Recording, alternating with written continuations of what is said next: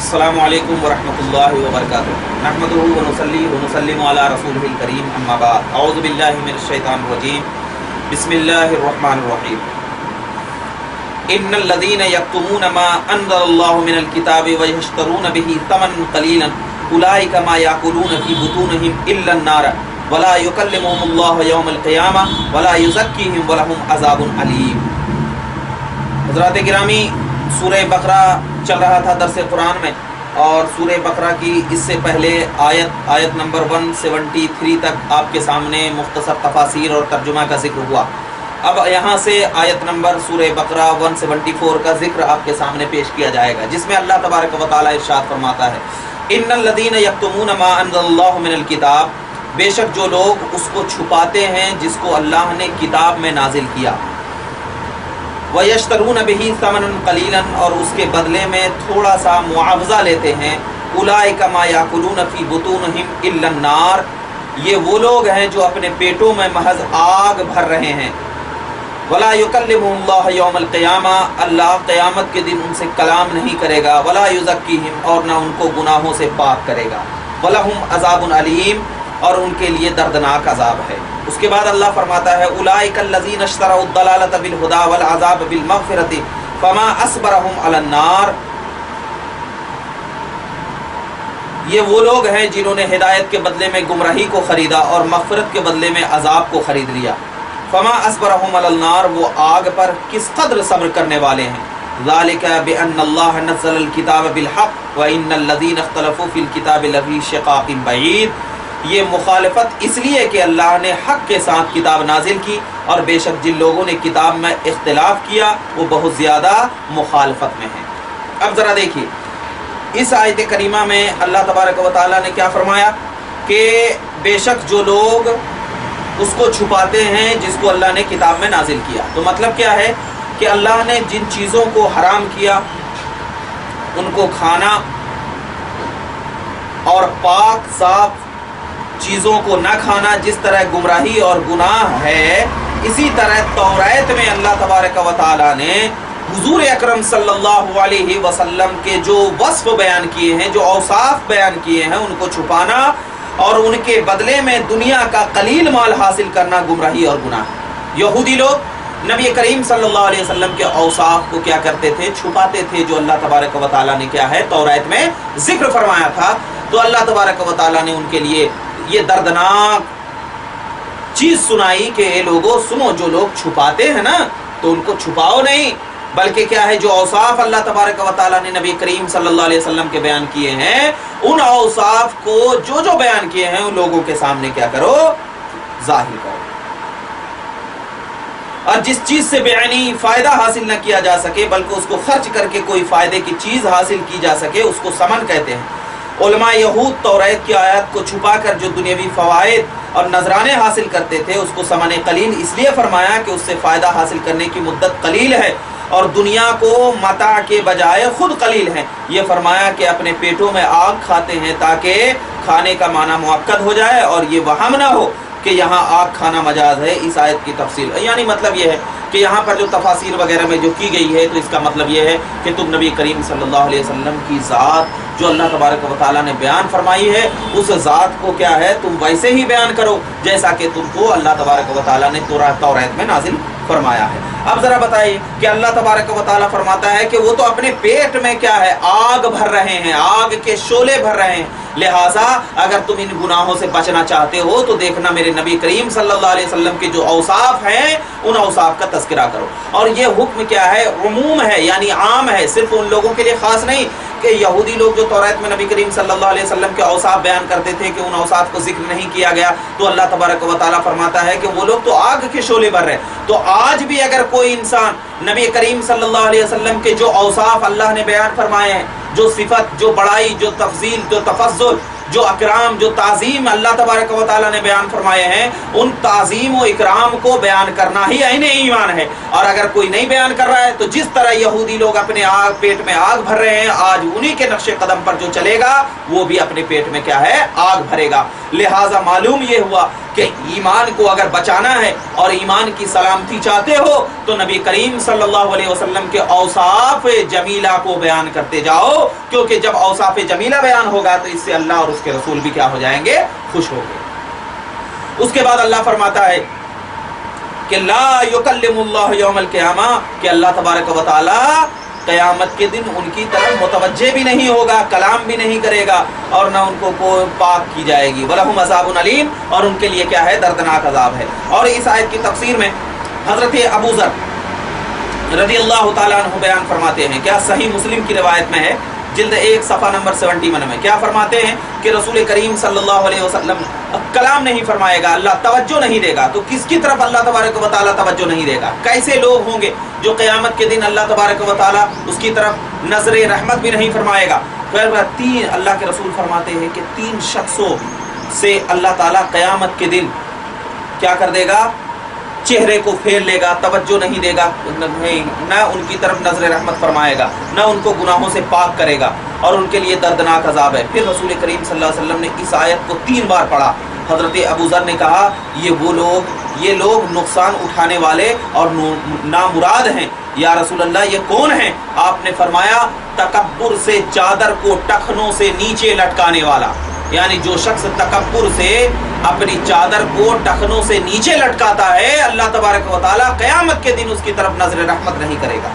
और एहसान जतलाने वाला, यानी कोई शख्स क्या कर दिया और अब एहसान जतला रहा है, और जतलाने वाला, और झूठी कसम खाकर सौदा बेचने वाला, कारोबार करने वाला, तो इन 3 शख्सों की तरफ अल्लाह तबारक व तआला क़यामत के दिन नजर रहमत नहीं करेगा। और दूसरी हदीस में हज़रत अबू हुरैरा से रिवायत है, फरमाते हैं नबी करीम, 3 शख्सों से अल्लाह ताला क़यामत के दिन बात नहीं करेगा, ना उनको गुनाहों से पाक करेगा, ना उनकी तरफ नजर रहमत फरमाएगा, और उनके लिए दर्दनाक अजाब है। बूढ़ा जानी, यानी जो शख्स, नंबर 1 कौन है? बूढ़ा, दूसरा झूठा बादशाह, तीसरा मुतकब्बिर फकीर। हजरत अबू हुरैरा से एक और रिवायत है, जो शख्स जंगल में मुसाफिर को फालतू पानी देने से भी मना करे, और जो शख्स असर के बाद किसी को झूठी कसम खाकर सौदा फरोख्त करे और ये कहे कि खुदा की कसम उसने वो चीज़ इतने की ही ली थी, हालांकि इस तरह ना हो, वो शख्स अल्लाह को सच्चा समझे और वो शख्स उसको सच्चा समझे। और जो शख्स किसी इमाम से माल दुनिया के खातिर बैत करे, अगर वो उसको माल दे तो उससे वफा करे, और माल ना दे तो उससे वफा ना करे। तो मतलब ये है कि 3 शख्स, 3 3 6 यानी 9 शख्स के बारे में नबी करीम सल्लल्लाहु अलैहि वसल्लम ने फरमाया, क़यामत के दिन क्या है, अल्लाह तबारक व तआला नज़र रहमत नहीं करेगा। तो अब बताया गया खुलासा ये है कि जो इन गुनाहों में मुलव्विस रहेगा, ऐसे ऐसे गुनाह रहेंगे, तो अल्लाह तबारक व तआला उनकी तरफ क्या है, नजर रहमत नहीं फरमाएगा। अब उसके बाद अल्लाह तबारक व तआला फरमाता है, उलाइकल लज़ीना इश्तरौ दलालत बिल हुदा, ये वो लोग हैं जिन्होंने हिदायत के बदले में गुमराही को इख्तियार कर लिया। तो अब ये मतलब ये है कि हिदायत के बदले में गुमराही को इख्तियार क्या किया? मतलब ये है कि अल्लाह तबारक व तआला ने जिन जिन चीज़ों को नाजिल फरमाया है, उन चीज़ों से क्या है, वो लोग दूर होते रहे। यानी जिनको खाने में पाक किया, वो नापाक चीज़ खाते रहे, हलाल काम को ना करके हराम काम करते रहे, नबी करीम सल्लल्लाहु अलैहि वसल्लम की शान में गुस्ताखी करते रहे, यानी जो चीज़ें अल्लाह तबारक व तआला को नापसंद है वो चीज़ करते रहे। तो अब उन लोगों ने क्या कर लिया, और किसके लिए किया? उन लोगों ने सिर्फ दुनिया में खुशनुदी हासिल करने के लिए, दुनिया की रवादारी के लिए, दुनिया में मकाम हासिल करने के लिए। तो हालांकि ये दुनिया क्या है, बिल्कुल कम चीज़ें हैं। दुनिया क्या है, बिल्कुल ऐसी चीज़ है जो दुनिया में 60 साल की ज़िंदगी है। तो अल्लाह फरमाता है कि उन्होंने गुमराही को हिदायत के बदले में ख़रीद लिया। अगर वो हिदायत को चाहते तो अल्लाह के बताए हुए रास्तों पर रहते, नबी करीम की शान में गुस्ताखी न करते, माले हराम से न खाते, हलाल रिस्क कमाते, बड़ों की इज्जत करते, ताज़ीम करते, नमाजों की पाबंदी करते, जिक्र अस्कार करते, ज़कात देते, सदका व खैरात करते, कुरान की तालीम करते, लोग अपने बच्चों को दीन इस्लाम की तालीम देते। यानी ये चीज़ें हिदायत है और हिदायत के रास्ते में ले जाने वाली है। मगर उन लोगों ने क्या किया कि इन चीज़ों को छोड़कर गुमराही को इख्तियार कर लिया। लिहाजा मालूम हुआ कि गुमराही को इख्तियार करना ये क्या है, अल्लाह के बताए हुए रास्ते से दूर कर देती है। तो लिहाजा अगर हिदायत चाहते हो, फरमाबरदारी चाहते हो, तो अल्लाह ने जिन लोगों पर इनाम किया है उन इनाम वालों के रास्ते पर चल जाओ, तुम्हें हिदायत मिलेगी। اس کے بعد اللہ فرماتا ہے ذالک بأن اللہ نزل الکتاب بالحق، کیا اور بے شک جن لوگوں نے کتاب میں اختلاف کیا وہ بہت زیادہ مخالفت میں رہیں گے. یعنی اللہ نے جو کتاب نازل فرمایا تو وہ حق کے ساتھ نازل فرمایا، لیکن کیا ہے ان لوگوں نے کتاب میں اختلاف کیا تو مخالفت میں رہیں گے. تو اس کی تفسیر میں فرماتے ہیں قول یہ ہے کہ اختلاف کرنے والے یہودی تھے. نصارہ یہ کہتے تھے توریت میں حضرت عیسیٰ کی صفت ہے اور یہود اس کی مخالفت کرتے تھے، اور یا توریت میں ہمارے نبی صلی اللہ علیہ وسلم کی جو صفات تھی یہود اس کی مخالفت کرتے تھے، یا یہودی قرآن مجید کے احکام کی مخالفت کرتے تھے. دوسرا قول یہ ہے کہ اختلاف کرنے والے مشرکین تھے. بعض کہتے تھے کہ یہ قرآن جادو ہے، اور بعض کہتے تھے کہ یہ اساطیر الاولین ہے. یعنی کیا ہے اختلاف کرتے رہتے تھے، اپنی بات پر قائم و دائم نہیں رہتے تھے. تو اللہ تبارک و تعالیٰ نے فرمایا کہ وہ ہمیشہ کیا رہیں گے، اختلافات میں ہی بڑھتے رہیں گے. اس کے بعد آگے دیکھیے اللہ تعالیٰ فرماتا ہے لیس البر ان تولوا وجوہکم قبل المشرق والمغرب ولکن البر من آمن باللہ والیوم الآخر والملائکۃ والکتاب والنبیین وآتى المال على حبه ذوي القربى واليتامى والمساكين وابن السبيل والسائلين وفي الرقاب وأقام الصلاة وآتى الزكاة والموفون بعهدهم وإذا عاهدوا والصابرين في البأساء والضراء وحين البأس أولئك الذين صدقوا وأولئك هم المفلحون. مطلب اللہ فرماتا ہے کہ لیس البر، اصل نیکی یہ نہیں کہ تم اپنے منہ مشرق اور مغرب کی طرف پھیر لو، لیکن البر، لیکن اصل نیکی یہ ہے کہ من آمن باللہ، کہ اس شخص کی ہے جو اللہ پر ایمان لائے، والیوم الآخر اور یوم آخرت پر، والملائکۃ اور فرشتوں پر، والکتاب اور کتابوں پر، والنبیین اور نبیوں پر ایمان لائے، وآت المال علی حبہ ذوی القربى اور مال سے اپنی محبت کے باوجود اللہ کے حکم سے رشتہ داروں، والیتامى اور یتیموں، والمساکین اور مسکینوں، وابن السبیل اور مسافروں، والسائلین اور سوالیوں یعنی جو سوال کرتے، وفی الرقاب اور غلام آزاد کرانے کے لیے خرچ کرے، واقام الصلاۃ اور نماز قائم کرے، وآتى الزکاۃ اور زکوٰۃ عطا کرے، والموفون بعہدہم اذا عہدوا اور اپنے عہد کو پورا کرنے والے جب وہ عہد کریں، والصابرین فی الباساء اور تکلیف اور سختی میں صبر کرنے والے، والضراء وہی تکلیف اور سختی، وحین الباس اولئک الذین صدقوا واولئک هم المفلحون، یہی لوگ سچے لوگ ہیں اور یہی متقی ہیں. اب یہاں پر دیکھیے آیت مذکورہ کا شان نزول کیا ہے، سب سے پہلے ذہن میں رکھیے. امام ابو جعفر محمد بن جریر طبری اپنی سند کے ساتھ روایت کرتے ہیں، کیا جامع البیان جلد 2 صفحہ نمبر 55-56 میں کیا فرماتے ہیں کہ حضرت ابن عباس رضی اللہ تعالیٰ عنہما بیان کرتے ہیں کہ یہ آیت مدینے میں نازل ہوئی. یعنی کیا کیسے نازل ہوئی کہ یعنی صرف یہ نیکی نہیں ہے کہ تم نماز پڑھ لو اور اس کے سوا اور کوئی نیک عمل نہ کرو. قتادہ بیان کرتے ہیں کہ یہود مغرب کی طرف منہ کر کے نماز پڑھتے تھے اور نصارہ مشرق کی طرف منہ کر کے نماز کرتے تھے، تو آیت نازل ہوئی اور صرف مشرق یا مغرب کی طرف منہ کر لینا کوئی نیکی نہیں. اور ایک سند کے ساتھ قتادہ بیان کیا ہے کہ ایک شخص نبی کریم صلی اللہ علیہ وسلم سے نیکی کے متعلق سوال کیا تو اللہ تعالیٰ نے یہ آیت نازل کی کہ نبی کریم صلی اللہ علیہ وسلم نے اس شخص کو بلایا اور اس پر یہ آیت فرمائی، اور فرائض کے نازل ہونے سے پہلے جب کوئی شخص توحید و رسالت کی گواہی دے دیتا ہے تو اس کے حق میں خیر کی توقع کی جاتی ہے. اب ذرا تو معلوم یہ ہوا کہ صرف اپنے چہرے کو مغرب اور مشرق کی طرف کر لینا نیکی نہیں ہے، بلکہ نیکی تو اصل وہ ہے جو اللہ اور اس کے رسول فرشتے کتابوں پر ایمان لائے. تو اللہ تعالیٰ فرماتا ہے کہ اللہ پر ایمان لانے کا معنی کیا ہے.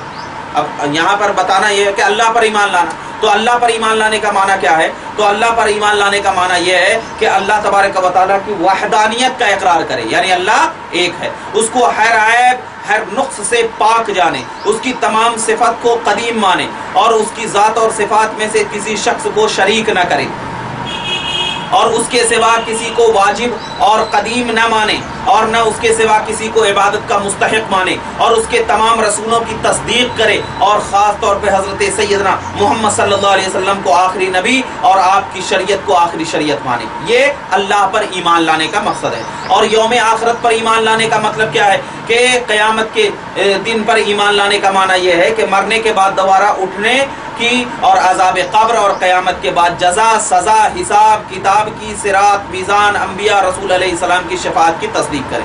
یہ یوم آخرت پر ایمان لانا. اور فرشتوں پر ایمان لانا، فرشتوں پر ایمان لانے کا معنی یہ ہے کہ فرشتوں کے معصوم ہونے اور رسول ملائکہ کی رسالت، کرامن کاتبین کے اعمال کو لکھنے، اللہ تعالیٰ کے احکام کے مطابق ان کے عمل کرنے کی تصدیق کرے اور تذکیر تانیث سے فرشتوں کو بری مانے، یعنی یہ نہ مانے کہ فرشتے مذکر ہیں یا مؤنث ہے. اور کتاب پر ایمان لانے کا معنی یہ ہے کہ اس کا اقرار کرے قرآن مجید اللہ کا کلام ہے جس کو حضرت جبرائیل نے سیدنا محمد صلی اللہ علیہ وسلم کے قلب پر نازل کیا. یہ آخری کتاب ہے, اس میں کوئی کمی بیشی نہیں ہو سکتی, نہ اس کی کوئی ایک صورت کی بھی مثل لا سکتا. یہ کتاب پر. اور نبیوں پر یعنی تمام نبیوں پر کیا کرے, ایمان لانے کا معنی یہ ہے کہ یہ مانے کہ تمام انبیاء رسول برحق ہیں اور سب پر ایمان لانا ضروری ہے, سب پر ایمان لانا ضروری ہے. اور یہ جائز نہیں کہ بعض نبیوں پر ایمان لایا جائے اور بعض کا کفر کیا جائے. چونکہ ایمان کامل میں اعمال بھی داخل ہے, اس لیے ایمان کے بعد اعمال کا ذکر شروع کیا. اب یہاں پر دیکھیے اللہ تبارک و تعالیٰ نے تو فرمایا کہ اصل نیکی تو وہ ہے کہ سب پر ایمان لانا. کس پر؟ نبیوں پر, فرشتوں پر, آخرت پر, تمام چیزوں پر کیا ہے, ایمان لانا. اور جب سب پر ایمان لانا ضروری ہے تو لہٰذا معلوم ہوا کہ اللہ تبارک و تعالیٰ نے جو فرمایا کہ ایمان کا مطلب, ایمان کی بنیاد یہ ہے کہ تم کیا ہے, اللہ پر بھی ایمان لاؤ, فرشتوں پر بھی ایمان لاؤ, کتابوں پر بھی ایمان لاؤ, نبیوں پر بھی ایمان لاؤ.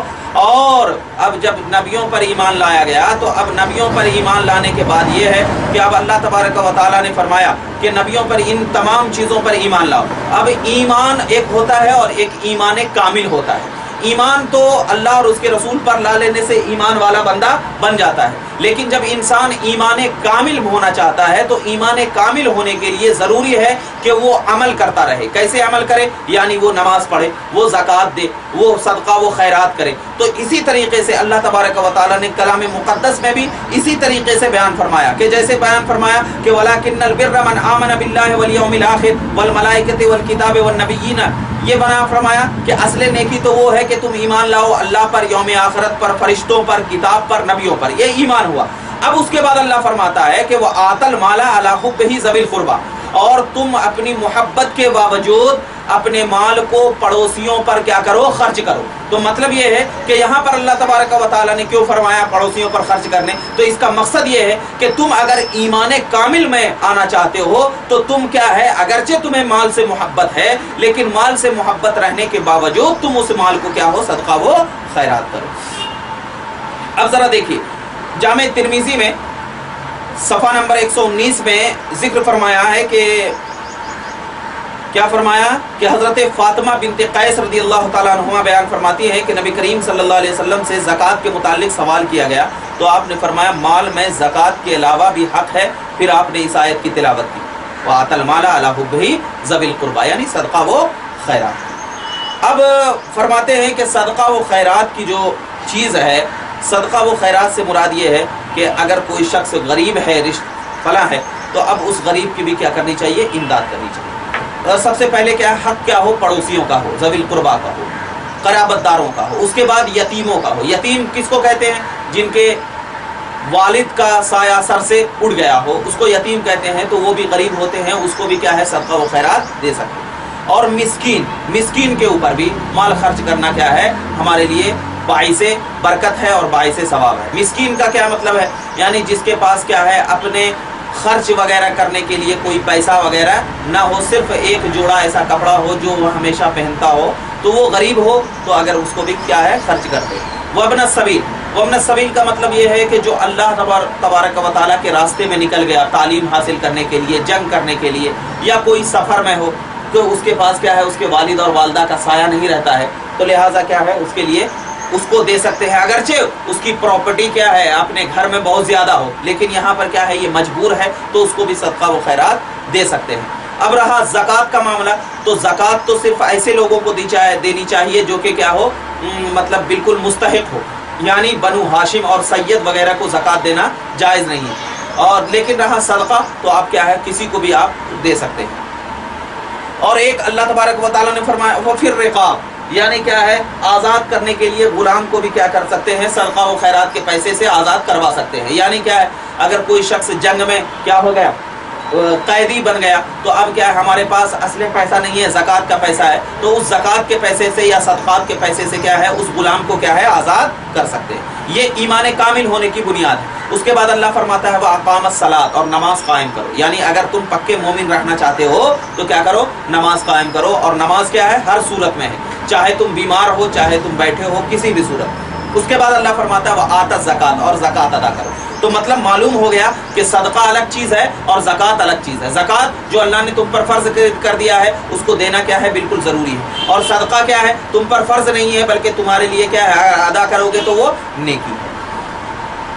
اور اس کے بعد فرمایا والموفون بعہدہم اذا عاہدوا, اور اپنے عہد کو پورا کرو, یعنی جب کسی سے تم پکا وعدہ کر لو تو اس وعدہ کو کیا کر لو پورا کرنے کی کوشش کرو, کیونکہ نبی کریم صلی اللہ علیہ وسلم نے ارشاد فرمایا کہ المؤمن اذا وعد وفا, مومن کی پہچان وہ ہے کہ جب وہ وعدہ کرے تو اس وعدہ کو وفاداری سے کرے, یعنی اس وعدہ کو نبھائے. والمنافقون اذا وعد لا یفا, اور منافق کی پہچان یہ ہے کہ جب وہ وعدہ کرے تو اس وعدہ کی وفاداری نہ کرے, اس کو نبھائے نہیں. تو اللہ تبارک و تعالیٰ نے ایمان کامل کی بنیاد یہ رکھی کہ اگر کوئی شخص وعدہ کر رہا ہے تو اس وعدہ کی وفاداری کرنا چاہیے, کیونکہ کل قیامت کے دن اللہ تبارک و تعالیٰ تم سے پوچھے گا کہ تم نے جو وعدہ کیا تھا تو اس وعدہ کو تم نے نبھایا, تو اس وعدہ کو کیا ہے نبھانا بہت ضروری ہے.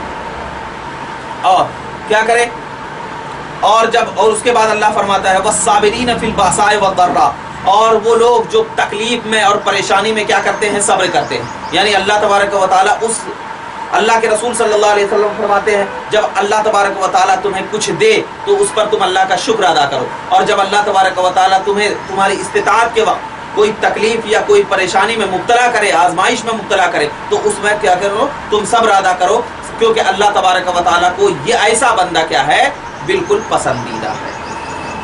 اور اولئک الذین صدقوا, یہ وہی لوگ ہیں اور جو کیا ہے سچے ہیں اور اچھے ہیں, وہ اولئک هم متقون, اور جو ایسا کرتے ہیں وہ اللہ تبارک و تعالیٰ کے نزدیک کیا ہے متقی ہیں, پرہیزگار ہیں, اور اللہ تبارک و تعالیٰ کیا ہے ان کو بالکل اپنا قریب اور قربت والا بنا دیتا ہے. تو لہٰذا ایمان کے بعد اعمال کرنا چاہیے, کیونکہ ایمان تو اصل ہے, اور ایمان کے بعد جب اعمال کریں گے تو وہ ایمان ہمارے لیے کیا ہے ایمان کامل ہو جائے گا. لہٰذا اور ایک مسئلہ اس میں اور بیان کر دوں کہ اللہ تبارک و تعالیٰ نے جو فرمایا کہ والسائلین, یعنی سوال کرنے والے, یعنی سوال کرنے والے مطلب یہ ہے جو فقیر لوگ مانگنے کے لیے آتے ہیں. تو اگر مسئلہ یہ ہے کہ اگر وہ فقیر ایسا ہو جو پروفیشنل فقیر ہے, یعنی ہم کو ایک دم معلوم ہو گیا یقین سے کہ اس کے پاس بہت جائیداد ہے, پیسے ہیں, تو اب اس فقیر کو لوٹا دینا ضروری ہے, ہم کو نہیں دینا چاہیے. لیکن ایسا فقیر ہے جو واقعی مجبور ہے تو اب اس کو دینا کیا ہے افضل ہے. لیکن اگر کیا ہے ہمارا گمان کیا ہے بالکل درست نہیں ہے, پتہ نہیں یہ فقیر کے پاس پیسے ہے یا نہیں ہے, تو اب اس کو دے دیں, اس میں کوئی حرج کی بات نہیں. تو لہٰذا یہ مسئلہ آپ کو ذہن میں معلوم ہونا چاہیے, اور جب یہ مسئلہ معلوم ہو جائے گا تو اب لہٰذا ہم ان تمام کو یہ ذہن میں رکھنا چاہیے کہ ہم تمام کے لیے بھی یہ ذہن ہمیشہ بنا کر رکھنا چاہیے کہ ہم ایمان کے ساتھ ساتھ ایمان کامل کی بھی پیروی کرتے رہیں, کیونکہ جب تک ہمارے اندر ایمان کامل نہیں ہوگی ہم کیا ہے صحیح طریقے سے ہم اپنی زندگی کو گزار نہیں سکتے. مولا کریم کی بارگاہ میں دعا ہے کہ پروردگار عالم ہم تمام کو ہمیشہ ہمیں راہ ہدایت پر قائم و دائم رکھے. وآخر دعوانا الحمدللہ رب العالمین. السلام علیکم.